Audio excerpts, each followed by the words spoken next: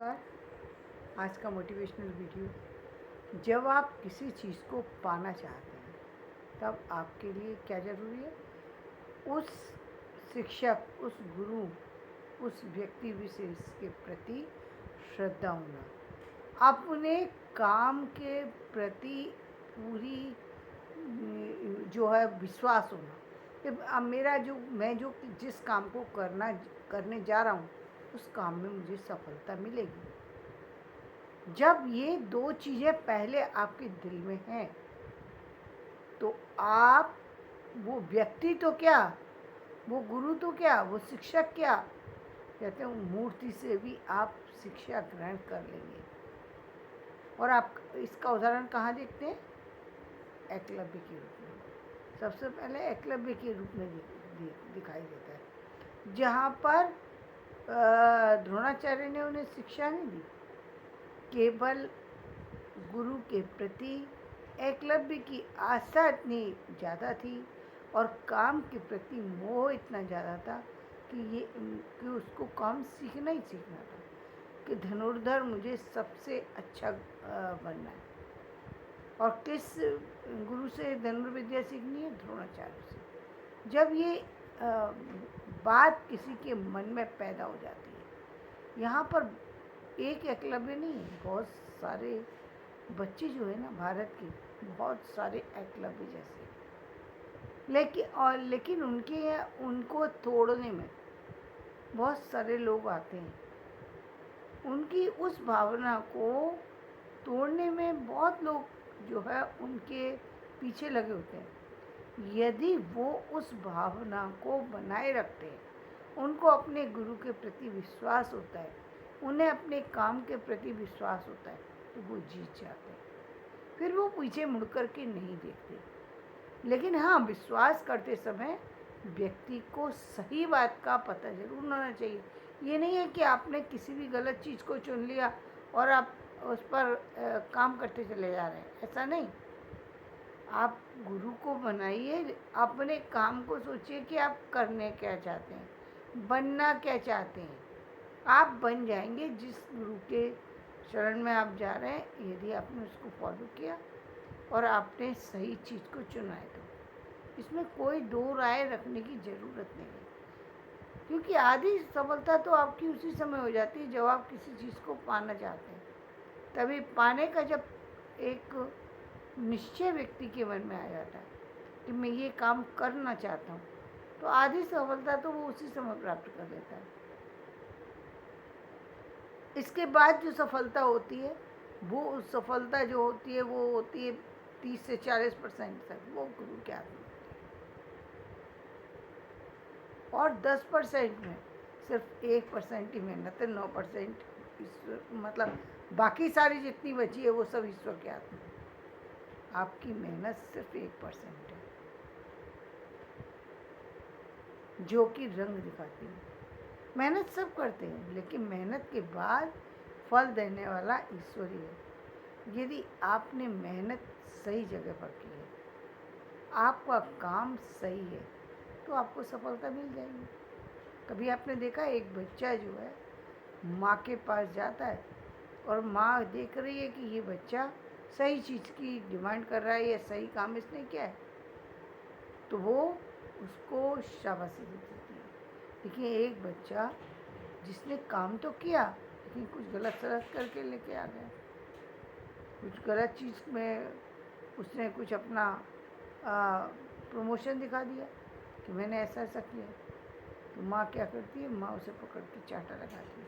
तो प्रकृति क्या करती है? आपको उस काम में फिर वो कहते हैं फेल हो जाता है, फिर वापस से उसे चलना पड़ता है कि उसने गलत चीज़ का चुनाव किया।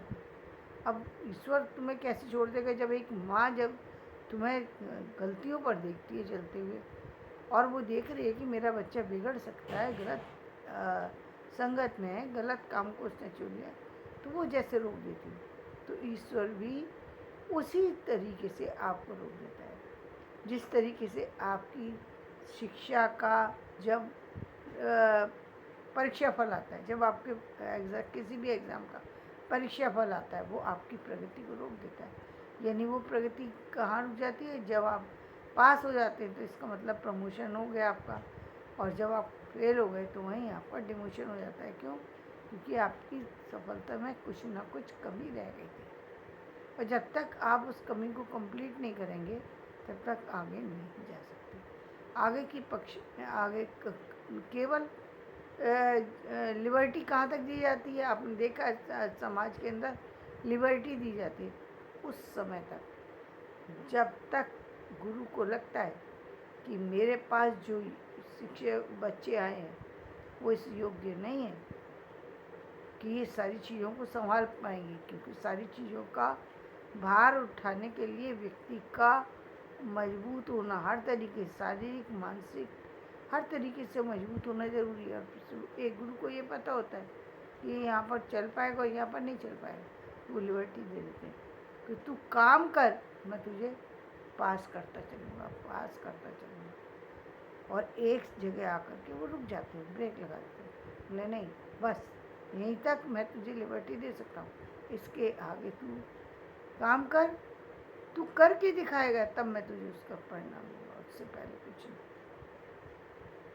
दिखाना पड़ेगा, बताना पड़ेगा, साबित करना पड़ेगा, तो परीक्षा बार बार होती है।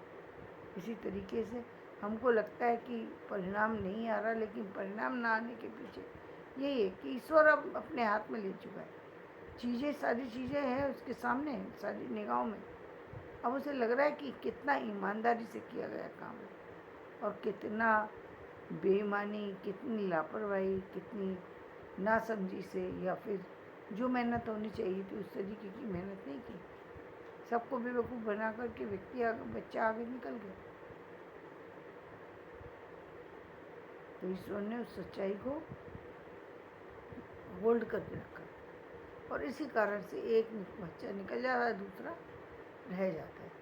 तो ये यहाँ जो हम कहते हैं कि आपको जब आप काम कर रहे हैं वहाँ ईश्वर को भी याद करना बहुत ज़रूरी है, क्योंकि जो मार्ग आपने चुना है, जो चीज़ें आपने चुनी है, उसमें यदि आपको ईश्वर का साथ मिल गया तो फिर आपको पीछे मुड़ने की कभी ज़रूरत नहीं पड़ेगी, और आप जीवन की उन ऊंचाइयों पर पहुँचेंगे जिनकी आपने कभी कल्पना नहीं की। ये समाज तो क्या, पूरा यूनिवर्स एक साथ जब आशीर्वाद देने पे आता है ना, तो सारे संसार के जितने भी लोग हैं ना, वो चाह करके भी व्यक्ति का कुछ नहीं बिगाड़ सकते।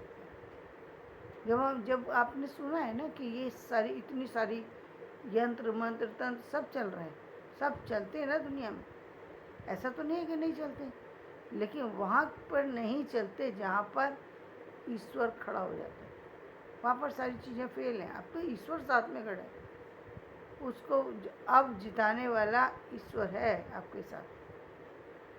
आप सामान्य दृष्टि से सोचिए, एक बच्चा अपने माता पिता के साथ चल रहा होता है तो किसी की हिम्मत नहीं है कि वो बच्चा जो है वो असुरक्षा के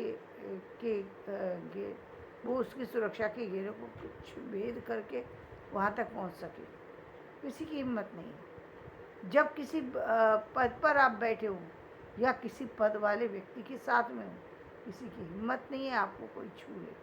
तो आप जब ईश्वर की छत्र छाया में पूरे पूरे पूरे संसार को चलाने वाले उस ब्रह्मांड के रचयिता के साथ आप जब जुड़ गए, कोई शक्ति नहीं है जो आपको चाह कर के भी थोड़ा भी हिला सके, नहीं हिला सकते।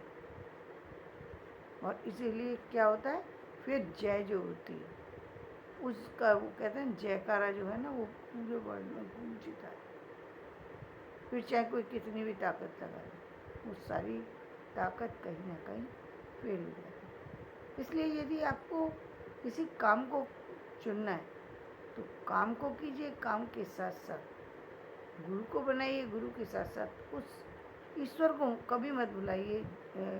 ईश्वर को निश्चित रूप से किसी न किसी ईश्वर के प्रति, जिसको भी आप मानते हैं उनके प्रति पूरी श्रद्धा से झुक जाइए, और ये मान लीजिए पूरा सब कुछ उनके ऊपर छोड़ दीजिए। ये मान लीजिए कि वो जो करेंगे, उनका जो काम है वो कभी गलत हो ही नहीं सकता। तो जो आपके हित का होगा वही वो करेंगे।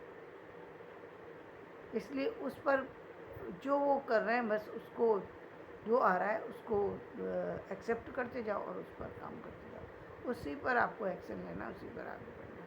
तो धन्यवाद। मेरा ये वीडियो पसंद आए तो इसे लाइक करें, शेयर करें, सब्सक्राइब करें।